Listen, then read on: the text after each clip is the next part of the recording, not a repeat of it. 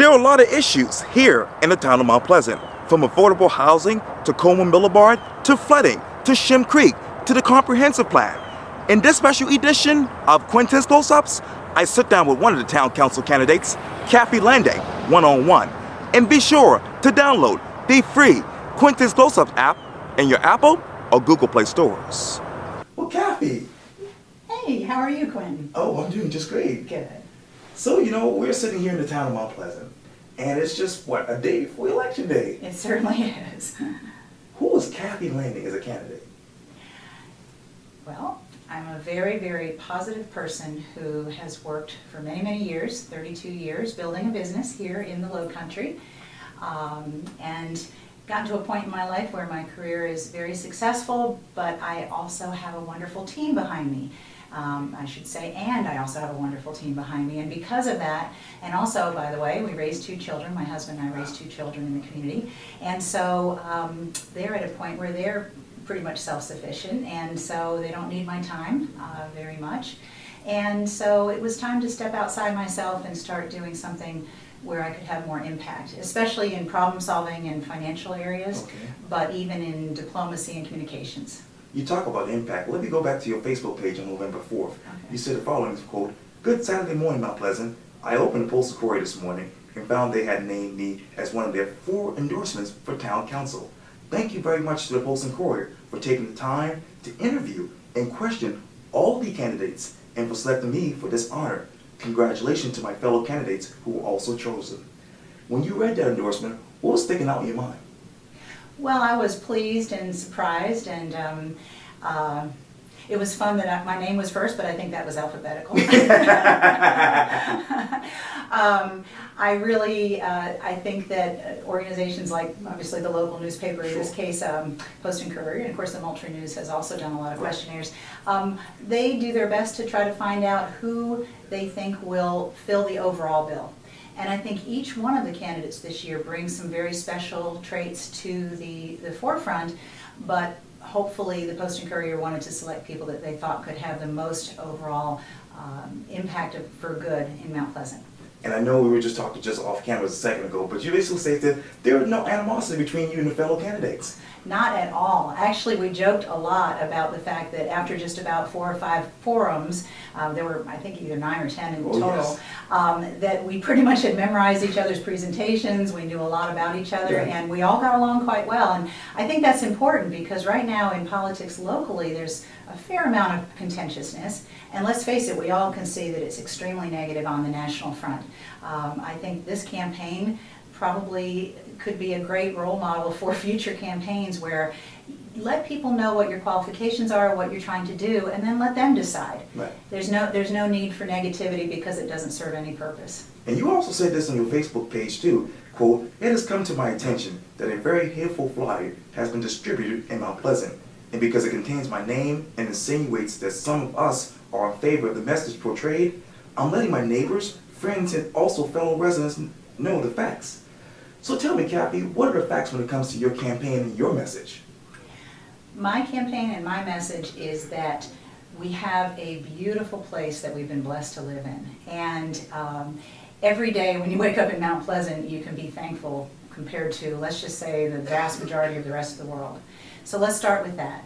And then add to that the fact that there are certain challenges, and one of them is that when you are on the cover of Condé Nast magazine for multiple years in a row in Travel magazine as the top destination spot in the country and then in the world, you're going to have a lot more people wanting to come here.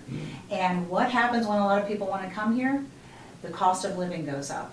Now this is a good thing for people who already live there and own property, but it's a very difficult thing for people that want to live there or who live there and their taxes are going up. So my message on that in relation to that particular flyer is that there are things we can do in time and there are creative ideas to help make it a place where more people can afford to live comfortably. And there are also many things we can do to attract more jobs, more good employers, strong employers. And these are the things I want to work on. I want to work on the positive things that can help solve some of these challenges rather than spending time being contentious or talking about what can't happen or what shouldn't happen. If I had a pie chart right here, what will be at the top of your chart as far as issues in Mount Pleasant? I think the number one issue as a challenge, or some people would say problem, I'll call it a challenge. Okay. I think the number one challenge is that our infrastructure has been far outstripped by our growth of residential properties. And so all of us, especially those of us who live, I think everybody's affected, but certainly those of us living in the north end of town, I call it Upper Mount Pleasant because the north and south thing is overdone. Okay. But Upper Mount Pleasant has to deal with, as my husband and I do every day, Highway 41. Oh, yes. The traffic is awful. Even, you know, when you drive by places, we have a road called Bessemer. Oh, yes. And when you drive along and you already see the traffic really heavy, and then you see a clear cutting of trees to put a whole bunch more houses up. This is just shocking and, you know, and a little concerning, like, okay, was this all planned out the way intended? And if it was, then we need to take a look at things and figure out. The other side of infrastructure and overgrowth is we have a number of concerns, obviously, in our community about flooding and about keeping drainage, but fixing drainage already and keeping future drainage issues at bay. And I think all of those areas, infrastructure and traffic in general, are probably the biggest challenge. I know when I read the Post and Courier article about you, you basically said, hey, I'm not endorsing anybody except for myself. Mm-hmm. But if you were to work with, say, Mayor Page or Mayor Will Haney, Mm-hmm. what would be your first item you would be tackling? Well, first of all, if elected, I will be working with either one or both of them. So that's a big part of the reason that I did not want to say anything. Right. And also, I personally don't think my opinion about that is nearly as important as my qualifications personally for the job. So the first thing I would be advocating for is a very strong communications platform. We have a person that was hired by the town for communications, but a lot of information is packed into the website for the town, and that's terrific, except that not everybody digs into websites in order to find information. I think we need to have things such as a list of every single project, every single development, every single shopping center, everything that's coming out of the ground in the next 6 months to a year that's already been approved, that's already past the point of change, and just so people know, so people don't get shocked like they did with Indigo Square across from Town Center. And so I think communications is going to be either mayor. I would love to help be a very positive voice for making sure that people understand in plain English, not in jargon, exactly what's already on the table for Mount Pleasant, and also where in the process they can get involved if they don't like what they're seeing. I think this has been a big problem over the last several years, is that people get upset and come to town council meetings after something's coming out of the ground, and by that point you're talking about litigation, and it's a real problem. We don't want to waste taxpayers' money, we don't want to waste residents' time, we want to make sure that Mount Pleasant stays pleasant for generations to come. You talk about litigation, I want to talk to you about two issues, and you can describe to me the following one word. The Ben Sawyer building, which is the old Channel 4 building, in one word. Mm-hmm. Well, so the Atlantic Right. is the property development, and again, because I was not involved in town council at that time, but I did go to meetings, did hear the talk, did read in the paper. It does look like what happened is this was something that the property was sold, and it was planned out years ago, and then once it became clear how much was going to go in that spot, the residents, especially those that live right nearby, were very upset. It was also going to involve, and I think there's still a possibility it might involve filling in some wetlands. There's a lot of Right. concern about that. Obviously, you know, one of the things that really helps us in major rainstorms and so forth is that we have so much natural wetlands that allow everything to drain off gradually, Right. as opposed to the flooding that you see in Columbia when there's a terrible storm or something. We have natural wetlands, a lot of things can filter. We need to be careful about these things. So I guess the answer is, when I hear that, I'm concerned that this is an ongoing issue, and I don't want to say something I shouldn't say, and I don't know enough about it to say those kind of things anyway. But I do believe that, again, this needs to be communicated even earlier in the process so that people can get involved, have their voices heard, and changes can be made when they still can be without litigation.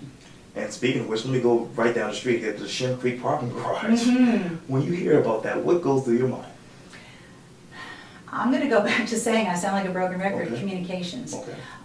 Again, this is a situation where certain things were decided upon at certain times. It shocked a lot of people, it surprised a lot of people, it upset a lot of people, and now here we are where we have a building with a purpose for the town that a lot of people don't like, a lot of people don't agree with, and now we have a developer suing over the amount of money being received. I would say, once again, we need to go back to the drawing board on things and say, what can be done early enough so that we negotiate these problems out before they come up. And that encompasses everything. That encompasses, was it the right size? Was it the right distance from the road and from the marine zones, et cetera? All of those. And even if all of that is correct, is that being communicated well enough with the town? And then finally, what is it that that someone thinks? Let's put it this way, I'm in a business where I have to manage risk constantly. Right. And for 32 years, I've helped clients manage risk, which includes individuals, families, and corporations, and nonprofits. And I've also managed risk myself in running a business. And one of the most important ways to avoid problems is to communicate effectively. And let me talk to you about affordable housing, workforce housing. Mm-hmm. What is the future of that in your mind? Well, first of all, I've actually gone on and pulled up different, whether it's Realtor.com or whatever, and looked what is available in Mount Pleasant in what I think most people would think a younger family or an individual or a working family could afford. And it's difficult. It's, you know, I did something like 120,000, 250,000, and it's mostly townhomes and condos if they want to buy something. And of course, we know apartment rentals. Here's a couple things. First of all, it's a multifaceted solution. I would say the first one is we need to make sure people are aware, instead of just accepting that you can't afford to live in Mount Pleasant, there are places to live. It's just a matter of what you're willing to settle for. If someone wants a 3-bedroom home with a certain amount of square footage, that's a problem if you want to have it under a certain price range. But I know for a fact from people I know personally who had good incomes but a little more modest compared to what it takes to buy a lot of the property here, still managed to buy something close into town and then, you know, more of a fixer-upper, fix it up gradually. But let's go beyond that, and this is a long answer, sorry. You know, CARTA. I rode the CARTA system, right. And that was a lot of fun, by the way. Everybody should do that. And it, you know, it's nice to say it's fun. For a lot of people, they depend on that for their work. And so I really enjoyed it, and I listened and talked to the people I was sitting with, people who are commuters regularly. And I have to say, what I heard was that the routes are not frequent enough, they're not reliable enough. They might take a route and then they find out that one's been canceled because someone doesn't think it's being used enough. We need to have a more dependable mass transit system so that people can use it, because it's a vicious cycle. If you keep cutting routes and then people don't depend on it, then they try to find another means. They have to get to work. So if we had a better transit system that really helped people who do choose to live in other parts of the community that are not as expensive, then they would be able to rely on our transit and be able to work in Mount Pleasant. And then there is a third piece, and again, long-winded answer, and that is that I have been involved in many projects over the years, nonprofit-oriented, where we did public-private partnerships. A good example, when I lived in Greensboro, I was the treasurer for the Greensboro Museum, Children's Museum, the first year that it was being built. And in that role, I had an integral part in both the fundraising and the communicating to people about what we were doing. And a tremendous amount of the money for that fabulous facility, which by the way became a model for many other children's museums around the country, was raised through private investment. Now you might say, what does this have to do with affordable housing?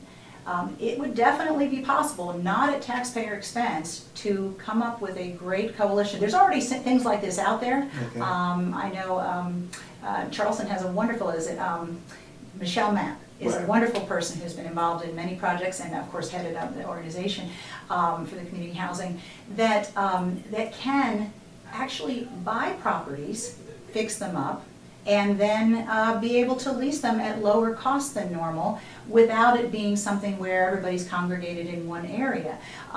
Being throughout the community is probably a better way, especially in a community like Mount Pleasant where there's already a lot of developments in place.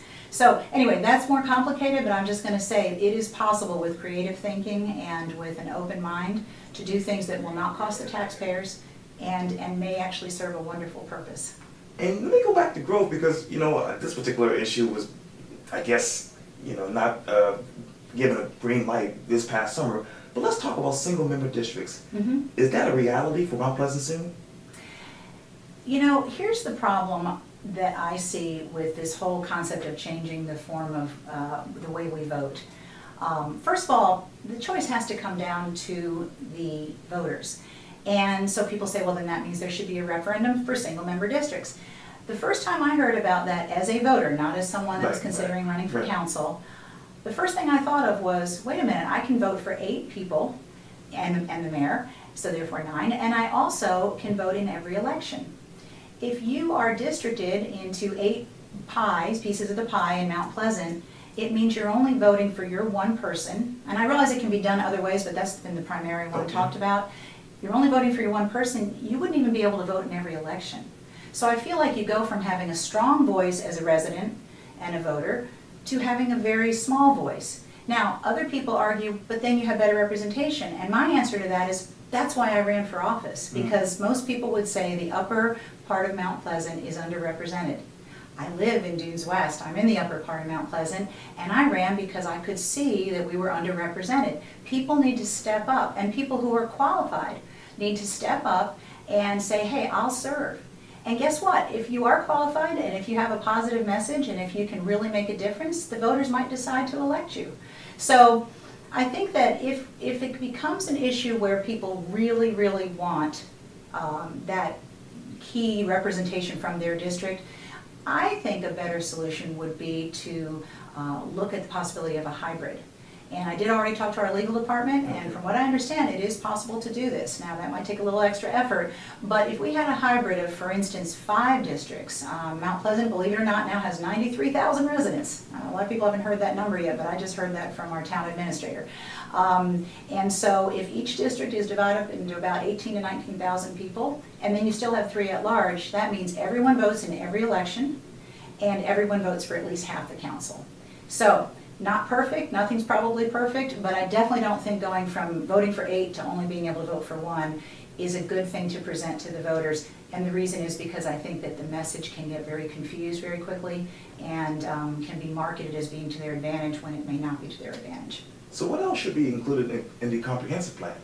Oh wow, the comprehensive plan is exactly that. It is comprehensive. It covers everything. I was to the open house that they had with citizens where you could go a couple different times. The survey that, by the way, everybody should definitely participate in the survey where you have your voice heard on what's important to you.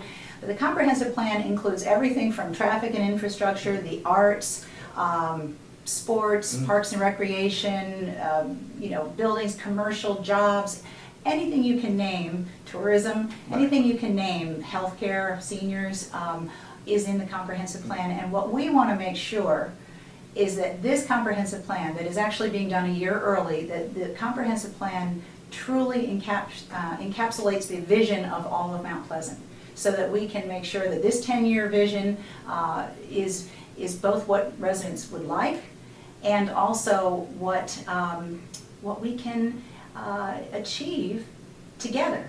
And then the most important thing, I think, is that once that vision has been captured, and again, I think most people know 34 people are on the committee, but again, anybody in the community can participate in many different ways, is we want to make sure that town council and the leaders follow that vision and really embrace it and make sure that it's a part of all of the decisions that are made. Wow, that's good to hear. Well, Kathy Langdon, thank you so much for your time. I really, really appreciate this. Well, I appreciate your time, Quintin. Thanks so much for coming. Thank you. Okay.